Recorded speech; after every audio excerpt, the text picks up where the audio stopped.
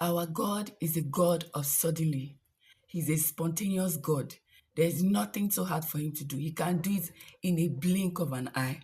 I'll give you a scripture from Exodus 14.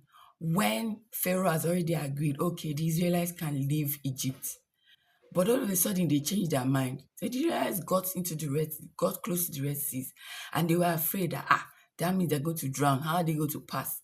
And then God told Moses to stretch out his hand, his rod, and then the sea divided and there was dry land.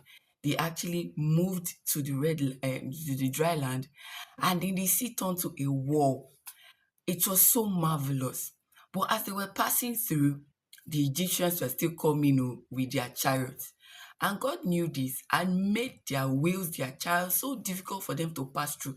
So the Israelites were moving fast while the Egyptians were moving in a slow pace.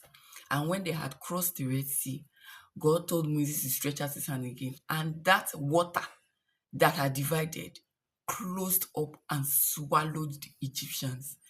In other words, the God of suddenly, there is nothing difficult for him to do. If he blinks his eye, he will do it.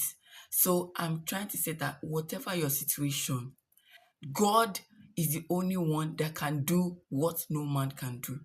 And whenever he decides to do it, suddenly what you thought was impossible becomes impossible because he's a miracle working God.